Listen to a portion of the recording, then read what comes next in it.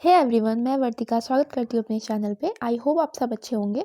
तो जो केवीएस का एग्ज़ाम हुआ था, चाहे वो एचएम का हो, चाहे वो जो इधर अभी हो रहे हैं, उनमें सफल प्रोजेक्ट से क्वेश्चन ज़रूर पूछा जा रहा है। मेरे बहुत छोटे से नोट्स हैं, आपको टेलीग्राम चैनल पे मिल जाएंगे, लेकिन उससे पहले आपको समझना बहुत इंपॉर्टेंट है, क्योंकि मैंने नोट्स लिखे हैं तो मैंने अपने अकॉर्डिंग लिखे हैं। तो उसको आप बस 5-10 मिनट की वीडियो है, सुन लीजिए, उसके बाद आप नोट्स पढ़ लीजिएगा, ठीक है। तो मैं स्टार्ट करती हूँ, और अदरवाइज़ आप नए चैनल पे नए हैं तो सब्सक्राइब कर दीजिए, फ्री में ही करना है तो, ठीक है। तो सफल क्या होता है? सफल का फुल फॉर्म पहले, structured assessment for analysing learning. Full form तो बहुत इंपॉर्टेंट है। स्ट्रक्चर असेसमेंट, नाम से ही पता चल रहा है असेसमेंट, यानी कि इसमें जो टॉपिक बताया जाएगा वो असेसमेंट के बारे में बताया जाएगा, कैसे मूल्यांकन करना है लर्निंग का या बच्चों का, उन्होंने कितना सीखा। तो सबसे पहला पॉइंट, केवल फैक्ट वाले क्वेश्चन बहुत इंपॉर्टेंट है। इंट्रोड्यूस किसने किया था? सीबीएसई ने किया था। कब किया था? On the first anniversary of NEP, NEP की पहली एनिवर्सरी पे। अच्छा, जितना भी मैंने निकाला है कंटेंट, वो उनकी ऑफिशियल वेबसाइट से निकाला है। पूरी 22 पेज की बुक, उनका जो समरी था सफल का, वो मैंने पढ़ा है। तो आप बिल्कुल एकदम फैक्ट वाइज हैं इसमें पॉइंट।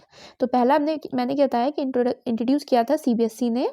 कब? फर्स्ट एनिवर्सरी एनईपी की 2020, यानी कि 2020 में तो हुआ नहीं है।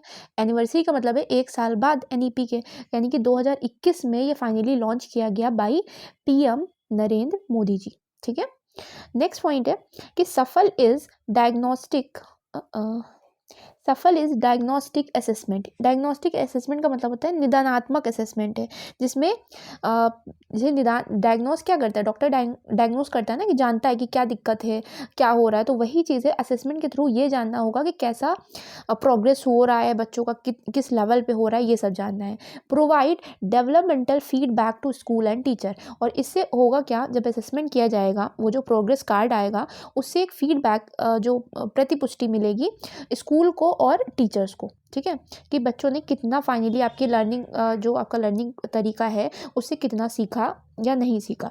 एसएस, उसके अलावा ये सीबीएसई की लाइन थी, ये सीबीएसई ने स्टेटमेंट दिया था कि the SAFAL will assess foundational skill and the basic learning outcome. इसके थ्रू क्या किसका मूल्यांकन किया जाएगा? फाउंडेशन स्किल्स का, उसके अलावा बेसिक लर्निंग आउटकम की, मतलब जो मामूली से होने चाहिए। अब ये देखिए, एचएम के पेपर में क्वेश्चन आया था कि किस ग्रेड को इन्वॉल्व नहीं किया गया है, उसमें क्वेश्चन था। तो अब मैं बता देती हूँ कौन इन्वॉल्व है। Class 3rd, class 5th, class 8th, ठीक है। सफल प्रोजेक्ट में class grade 3rd, grade 5th और ग्रेड 8th इन्वॉल्व है। इसके अलावा अगर कोई भी ऑप्शन मिलेगा 6, 7 समथिंग लाइक, तो उसको हटा दीजिएगा, वही आपका गलत होगा, ठीक है। और इसमें कॉम्पिटेंसी बेस्ड असेसमेंट लाना है, यानी कि योग्यता आधारित मूल्यांकन लाना है। अब ये कॉम्पिटेंसी बेस्ड असेसमेंट क्या है, ये जस्ट वीडियो के अंत में है, और मैंने इसको पूरा डिटेल में समझा दिया है, सीबीई को भी और सफल को भी, तो अंत तक जरूर देखिएगा।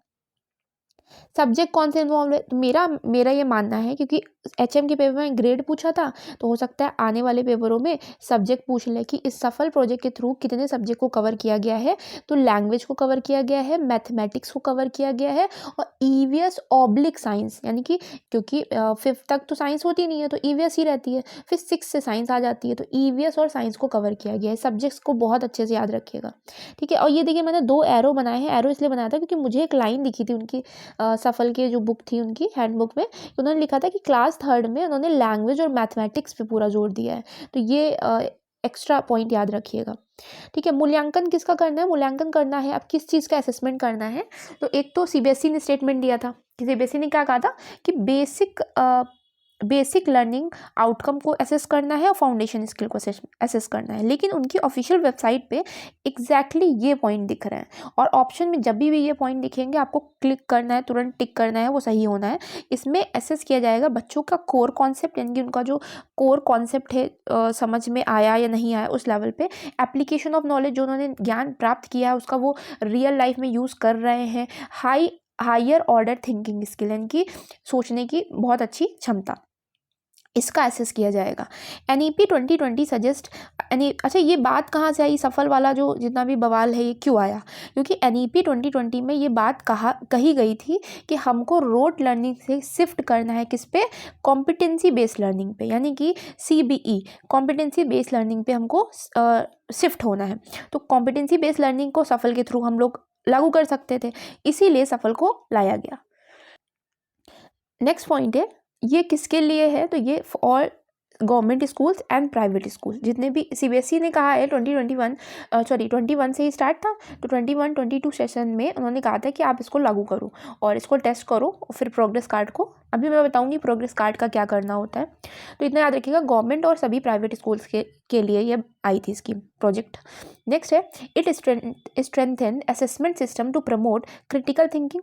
ये जो सफल है प्रोजेक्ट है, ये स्ट्रेंथ करता है जो असेसमेंट सिस्टम है, हमारे यहाँ का मूल्यांकन सिस्टम है, उसमें क्रिटिकल थिंकिंग को, इंक्वायरी बेस्ड और एनालिसिस बेस्ड लर्निंग को, इन तीनों को ये असेस करता है, ठीक है, स्ट्रेंथ देता है। अब ये बहुत इंपॉर्टेंट पॉइंट है, डिटेंशन एंड प्रमोशन। इसमें इन्होंने ये साफ साफ कहा है कि अगर सफल के थ्रू जो एग्ज़ाम्स होंगे 3rd, 5th और 8th में, उसकी जो प्रोग्रेस रिकॉर्ड आएगा, उससे किसी, मान लीजिए कोई बच्चा बहुत अच्छा कर रहा है तो उससे किसी को ना ही प्रमोट करना है, जैसे मान लीजिए कोई 5th में है तो उसको मुझे ऐसे जंप नहीं करा देना है, 6th या 7th में आप नहीं डाल सकते हो, और ना ही डिटेंशन, यानी कि अगर कोई बच्चा अच्छा प्रदर्शन नहीं कर रहा है तो उसको एक ही क्लास में रोके भी नहीं रखना है, तो ना ही ये मना करता है सीधे सीधे एनी डिटेंशन एंड प्रमोशन। बहुत इंपॉर्टेंट पॉइंट है ये। एक्चुअली मेरे 2 पेज के सिर्फ नोट है, लेकिन इनको समझना बहुत इंपॉर्टेंट है क्योंकि बारीक से बारीक चीज़ें मैंने एकदम इंपॉर्टेंट वाली चीज़ें इन्वॉल्व की हैं। अब यहाँ मैंने लाइन वाइज बताया है कि किसका क्या रोल है सफल प्रोजेक्ट में। फॉर स्कूल्स के लिए उन्होंने क्या कहा कि स्कूल्स को क्या करना है, टीचर्स को क्या करना है और गार्जियन यानी कि पेरेंट्स को क्या करना है, लाइन वाइज लिखा हुआ है। स्कूल्स के लिए उन्होंने कहा था कि सफल की जो रिपोर्ट आएगी, सफल रिपोर्ट का मतलब कि वो जो फाइनली उनका रिकॉर्ड होगा जो डेटा, उससे स्कूल आइडेंटिफाई करेगा एरिया ऑफ फोकस को, स्कूल चेक करेगा कि भाई कहाँ पे हमको फोकस करने की ज़रूरत है, और गाइड करेगा इम्प्रूविंग लर्निंग लेवल को। अगर कोई चीज़ अच्छी नहीं हो रही है, बच्चे अच्छा प्रदर्शन नहीं कर रहे हैं, उनकी प्रोग्रेस रिपोर्ट अच्छी नहीं आ रही है, तो वो गाइड करेंगे कि कैसे हम इम्प्रूव करें। पहली चीज़ तो एरिया ऑफ फोकस को जानेंगे, दूसरा गाइड करेंगे इम्प्रूविंग लर्निंग लेवल्स को, ठीक है। अब टीचर्स का देख लेते हैं और स्कूल प्रिंसिपल का रोल देख लेते हैं। ये बहुत इंपॉर्टेंट है क्योंकि हम लोग तो भावी टीचर होने वाले हैं, है ना, केवीएस में नौकरी लगने वाली है, तो इसके लिए हम लोगों को जानना बहुत इंपॉर्टेंट है कि टीचर्स का क्या रोल है। तो टीचर्स का रोल है सफल में कि पेरेंट्स और स्टूडेंट को सफल प्रोजेक्ट से फैमिलराइज करवाना, यानी कि उनसे एकदम वो क्या बोलते हैं, जान पहचान बढ़वाना, सफल की सफल है क्या एक्चुअली, किसको, पेरेंट्स को भी और स्टूडेंट को भी। सफल प्रोग्रेस कार्ड को यूज़ करना, टीचर और स्कूल प्रिंसिपल का एक और काम है कि सफल प्रोग्रेस कार्ड को यूज़ करना for identify area of improvement. वही सेम चीज़ आ गया कि कहाँ पे इम्प्रूव करने की ज़रूरत है फॉर क्लास, और दूसरी चीज़ क्लासरूम सपोर्ट के लिए भी सफल प्रोग्रेस कार्ड को यूज़ करना। तो 2 जगह यूज़ करना है, एक तो आइडेंटिफाई करना कि कहाँ पे इम्प्रूवमेंट चाहिए, और दूसरा फॉर क्लासरूम सपोर्ट के लिए। नेक्स्ट है सफल progress card for constructive engagement with parents, यानी कि सफल प्रोग्रेस कार्ड का एक और बार यूज़ करना for constructive engagement with parent, यानी कि पेरेंट्स का इंगेजमेंट बन सके और सकारात्मक रूप से बन सके, ठीक है, रचनात्मक रूप से वो बन सके, तो उसमें सफल प्रोग्रेस कार्ड का यूज़ करना। अब पेरेंट्स का काम देख लेते हैं। एसेस ऑन कोर कॉन्सेप्ट, वही चीज़ है कि वो खुद से भी एसेस करेंगे कि बच्चों को कॉन्सेप्ट क्लियर हो रहा है या कॉन्सेप्चुअल नॉलेज आ रही है नहीं आ रही है। सेम टाइम पे वो सपोर्ट करेंगे होम लर्निंग में भी to steer away from the rote learning, ताकि वो रोड लर्निंग से दूर हो सके और वो देखें कि घर पर भी देखें कि वो कितना प्रोग्रेस कर रहे हैं, ठीक है, कितनी उनके अंदर स्किल्स डेवलप हो रही हैं। कॉम्पिटेंसी बेस्ड एजुकेशन जिसको कहते हैं। अब एक क्वेश्चन उन्हीं की वेबसाइट पे लिखा था कि how it is different from year and school exam, यानी कि जो साल के अंत में स्कूल एग्ज़ाम होते हैं। अच्छा, एक और चीज़ है, जो सफल प्रोजेक्ट के थ्रू जो एग्ज़ाम होंगे वो साल के अंत में ही होंगे, ठीक है, ऐसा नहीं है कि बीच में होंगे, क्योंकि उसमें एक लाइन लिखी भी थी ऐसी, लेकिन मैंने डाला नहीं। और अदरवाइज इन्होंने कहा है, यहाँ क्वेश्चन पूछा है कि कैसे ये ईयर एंड जो साल के अंत में एनुअल एग्ज़ाम होता है उससे कैसे डिफरेंट है।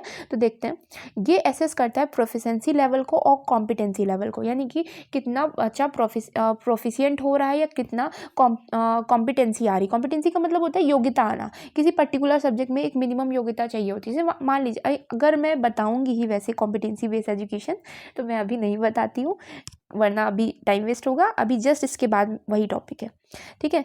दूसरी एक ये दोनों पॉइंट याद रखिएगा कि ये पूरी तरीके से मूल्यांकन करता है प्रोफिशिएंसी लेवल का और कॉम्पिटेंसी लेवल का। नेक्स्ट है measure school and student performance. ये ना सिर्फ स्टूडेंट की परफॉर्मेंस को मेज़र करता है बल्कि स्कूल की परफॉर्मेंस को भी मेज़र करता है, ठीक है। Avoid any detention and promotion, इसको मैंने पहले ही समझा दिया है कि कोई भी तरह का अवरोधन मन की बच्चे को एक क्लास में रोकना भी नहीं है और प्रमोट भी नहीं करना है, इसको पूरी तरीके से मना करता है। और नेक्स्ट है टेस्ट पर्टिकुलर सब्जेक्ट, यानी कि ये पर्टिकुलर सब्जेक्ट को टेस्ट करता है। जैसे कि कौन कौन से सब्जेक्ट मैंने बताया भी थे, जल्दी से कमेंट करके आप कमेंट करेंगे जो मैंने भी सब्जेक्ट बताया थे कि सफल स्कीम के थ्रू, सफल प्रोजेक्ट के अंदर कौन कौन से सब्जेक्ट को असेस किया जा रहा है। 4 सब्जेक्ट थे ना, तो उनका नाम लिखिएगा। अब इन्होंने कहा था कि कितने टाइप के असेसमेंट होते हैं, तो 2 टाइप के असेसमेंट हैं इसके अंदर। सफल के अंदर पूछा जाएगा how many type of assessment are there, तो 2 टाइप ऑफ असेसमेंट। पहला है इंडिविजुअल असेसमेंट फॉर यानी कि स्टूडेंट के लिए इंडिविजुअल असेसमेंट, जिसमें FA और SA, यानी कि FA का मतलब फॉर्मेटिव असेसमेंट, SA का मतलब समेटिव असेसमेंट। इसीलिए मैं कहती हूँ कि मैं जब बताया करूँ तो उसको सुन लिया करें, भले आप बाद में पूरे नोट्स आप पढ़ लें, क्योंकि मैंने अपने नोट्स बहुत ही छोटे रखे हैं और शॉर्टकट बहुत यूज़ करती हूँ, तो इसीलिए आपका समझना बहुत इंपॉर्टेंट है। तो नेक्स्ट पॉइंट है हमारा system level assessment for school, region और नेशनल एजुकेशन सिस्टम। तो एक असेसमेंट बच्चों के लिए होता है जो कि इंडिविजुअल व्यक्तिगत रूप से होता है, और दूसरा असेसमेंट जो होता है वो सिस्टम लेवल असेसमेंट होता है स्कूल के लिए, क्षेत्र के लिए और नेशनल जो हमारा राष्ट्रीय शिक्षा प्रणाली है उसके लिए, कि इसमें क्या सुधार करने की ज़रूरत है या नहीं, ठीक है। तो यहाँ पे सफल पूरा खत्म होता है। अब मैं CBE बताऊँगी, वेट।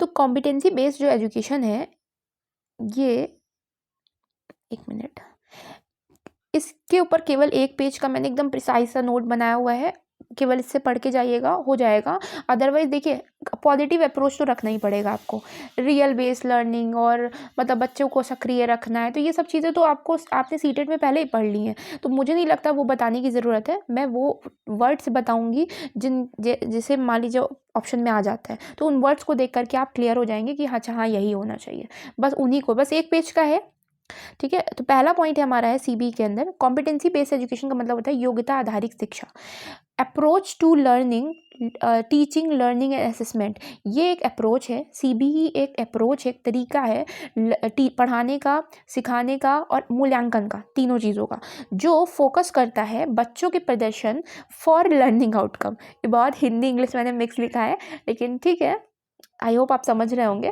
कि बच्चों का जो प्रदर्शन है लर्निंग आउटकम। जैसे कि देखिए कोई भी करिकुलम बनता है तो उसका कुछ ना कुछ लर्निंग आउटकम निकलता है। जैसे अगर NCERT की जो बुक्स होती हैं कि इस बुक के थ्रू वो ये सिखाना चाह रहे हैं, तो वो लर्निंग आउटकम कितना बच्चे उसका प्रदर्शन कर रहे हैं, उसको सीख पा रहे हैं। और उसके साथ में प्रोफिशिएंसी पाना प्रत्येक सब्जेक्ट में, पर्टिकुलर कॉम्पिटेंसी यानी कि काबिलियत पा लेना हर एक सब्जेक्ट में, पर्टिकुलर कॉम्पिटेंसी का मतलब कि कुछ तो योग्यता होनी चाहिए। फॉर एग्जांपल अगर आप सीटेट क्लियर करें तो आपके मिनिमम क्वालिफिकेशन, तो मतलब मिनिमम क्वालिफिकेशन आपके पास तो है ही, कह रहे आपने BEd DEled किया होगा, लेकिन सीटेट आपने पास किया है, इसका मतलब आपके पास उतनी बेसिक नॉलेज तो है ही है कि मुझे पॉजिटिव अप्रोच रखना है। कोई भी अगर ऑप्शन ऐसा आएगा कि बच्चों को मारा जा रहा है तो हम नहीं करेंगे, तो वो एक कॉम्पिटेंसी हुई ना, आपके अंदर योग्यता हुई कि आप उस चीज़ की समझ रख पा रहे हैं। तो ये पर्टिकुलर हर एक सब्जेक्ट की एक पर्टिकुलर कॉम्पिटेंसी डेवलप करना बच्चों में, ये होता है competency based education. Next point है एम्पावर करता है स्टूडेंट को मतलब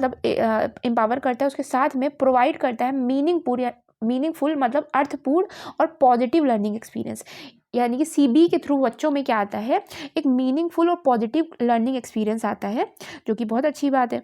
अब नेक्स्ट पॉइंट है कि इस एजुकेशन में जो कॉम्पिटेंसी बेस्ड एजुकेशन होती है उसमें लर्नर हमेशा सेंटर पे होता है, यानी कि सीखने वाला जो स्टूडेंट है वो हमेशा सेंटर पे माना जाता है। अब सेंटर पे है तो इसका मतलब वो सक्रिय होगा, वो सक्रिय रूप से लर्निंग प्रोसेस में भागीदारी करता है, इंगेज रहता है। ये लाइन उनकी ऑफिशियल वेबसाइट से ही मैंने निकाली है, इसमें कुछ भी अपनी तरफ से एक्स्ट्रा ऐड नहीं किया है। नेक्स्ट है की फीचर कौन कौन से हैं, तो इसमें कॉम्पिटेंसी बेस में की फीचर में आपको याद रखना है equity for all student. Equity का मतलब होता है सभी बच्चों की हिस्सेदारी, ठीक है, उस एजुकेशन में। तो ये इक्विटी फॉर ऑल स्टूडेंट याद रखिएगा। और दूसरी बहुत इंपॉर्टेंट है, स्टूडेंट की लर्निंग नीड्स के अनुसार सपोर्ट करना। यानी कि अगर मान लीजिए कोई डिसेबल बच्चा है तो उसके अनुसार उसको वो संसाधन रिसोर्सेज अवेलेबल कराना जिससे वो अच्छे से अच्छा पढ़ सके, ठीक है, उनकी लर्निंग नीड के अनुसार उनको सपोर्ट देना, याद रखिएगा। नेक्स्ट पॉइंट बहुत अच्छा लगा मुझे कि progress based on mastery rather than time in classroom. यानी कि जो प्रोग्रेस है वो बेस्ड होना चाहिए मास्टरी पे, मतलब रेदर देन टाइम। जैसे अगर मेरी वीडियोस देखेंगे तो मेरी वीडियोस 5 से 10 मिनट की, मैक्सिमम 15 मिनट जाती होंगी, जो मैं एकदम छोटे छोटे टॉपिक कंप्लीट कराती हूँ, लेकिन उसमें रहता तो फैक्ट ही है ना। अब सोचिए मैं 1-1.5 घंटे की वीडियो बना लूँ, 2 घंटे की वीडियो बना लूँ, और उसमें आपको उसमें फैक्ट आपको मिल ही नहीं रहा है, तो फिर कोई मतलब नहीं ना उसका।